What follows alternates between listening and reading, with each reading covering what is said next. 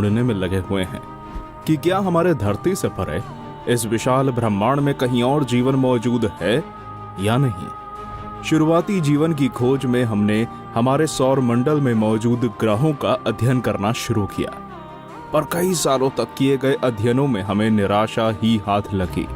खोज के दौरान पता चला कि हमारे सौर मंडल में मौजूद किसी भी ग्रह पर जीवन के लिए अनुकूल संभावनाएं मौजूद नहीं हैं, जिसकी वजह से हमने जीवन की खोज के लिए इन ग्रहों का चक्कर लगा रहे उनके मून्स का अध्ययन करना शुरू किया।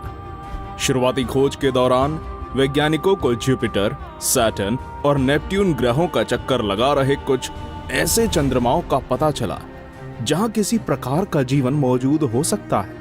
जुपिटर ग्रह के मून यूरोपा और सैटर्न ग्रह के मून एनसेलाडस पर जीवन के लिए जरूरी सभी 3 इंग्रेडिएंट्स विशाल मोटे बर्फ के परत के नीचे मौजूद सब surface liquid water, organic molecules और एनर्जी मौजूद है।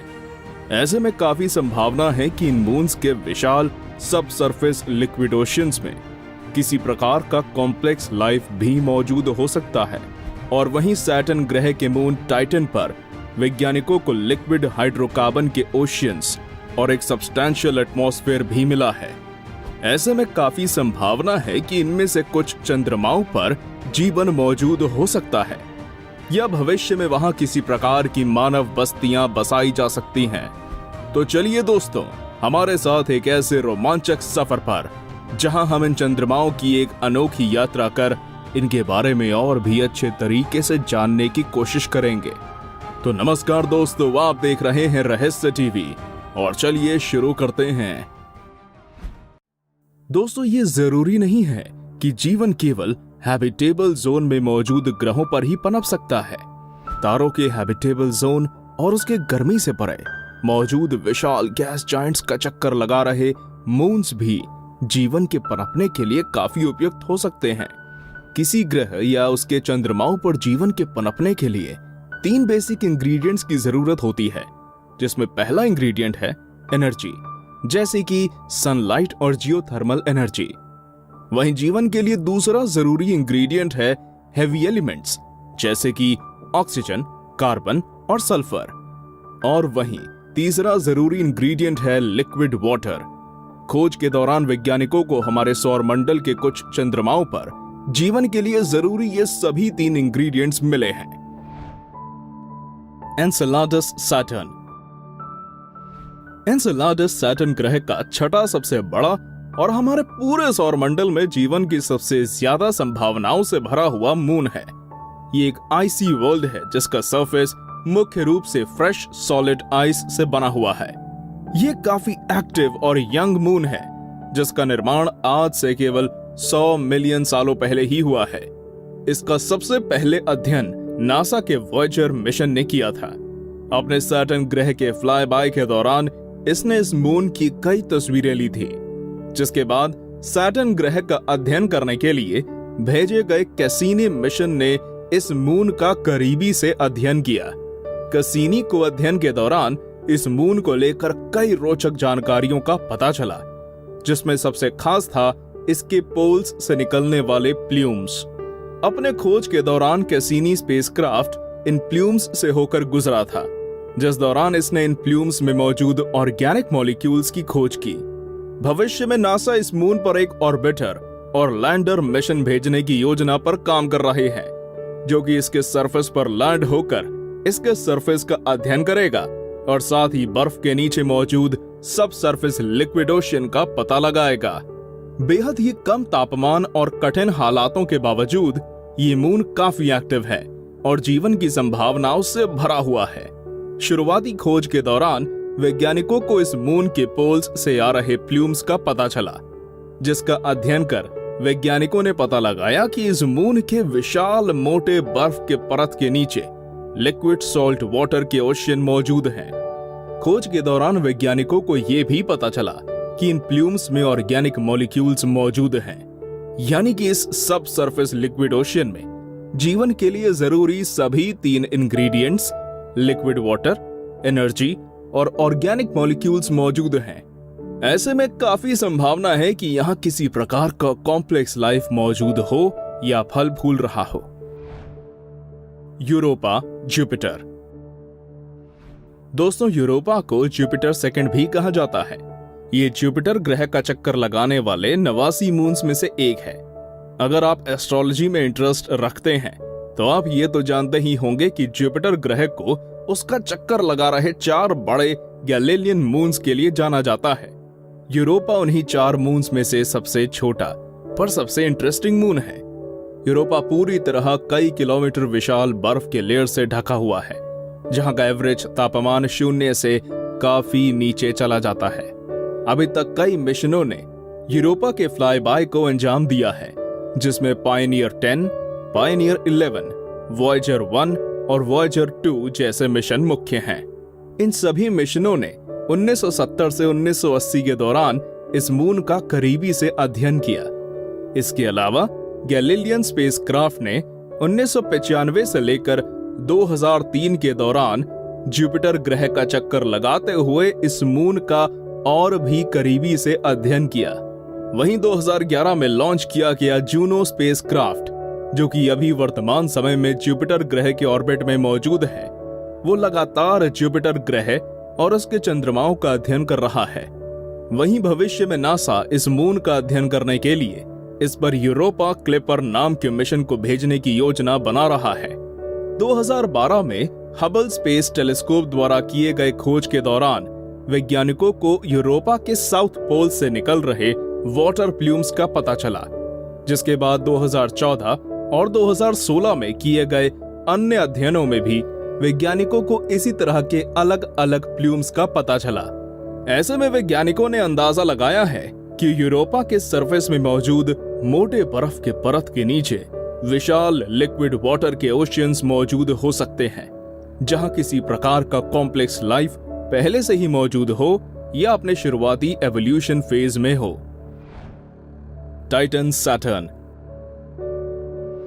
टाइटन हमारे सौर मंडल का दूसरा सबसे बड़ा और सैटर्न ग्रह का सबसे विशालकाय मून है।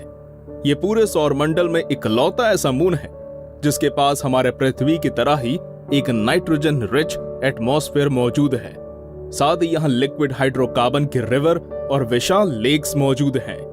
यहाँ पृथ्वी की तरह ही बादल बनते हैं, जिससे मीथेन और इथेन की बारिश होती है। 1980 में वॉयेजर मिशन ने टाइटन का करीबी से अध्ययन किया, जिसमें हमें पहली बार पता चला कि यहाँ एक सब्सटैंशियल एटमॉस्फेयर मौजूद है। जिसके बाद 1997 में सैटर्न और इसकी मून टाइटन का अध्ययन करने के लिए कैसिनी हाइजीन्स मिशन लॉन्च किया गया।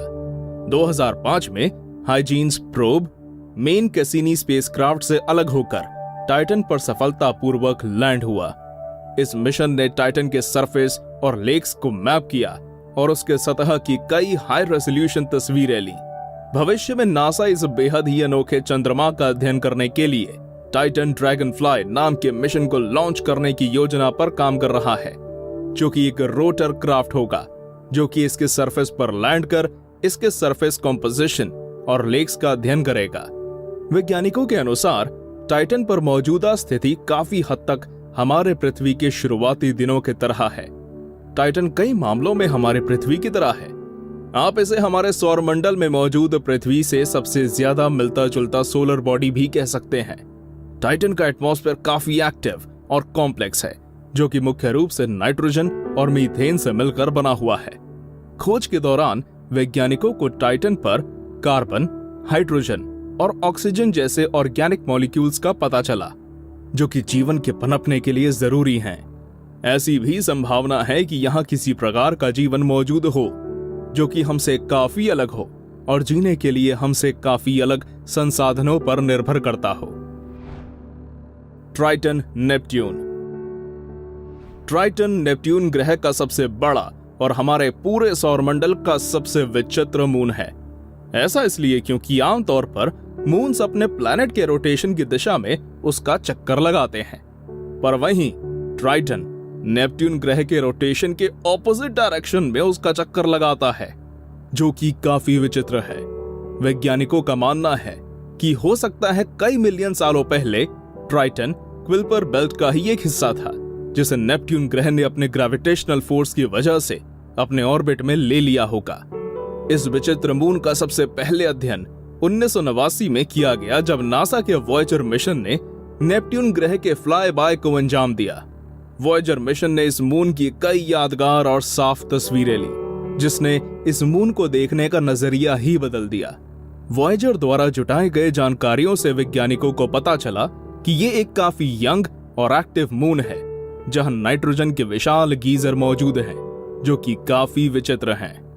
वैज्ञानिक इस मून का और करीबी से अध्ययन करने के लिए एक विशेष लैंडर मिशन पर विचार कर रहे हैं, जो कि इस मून पर लैंड होकर इसके सरफेस और नाइट्रोजन गीजर्स का अध्ययन करेगा।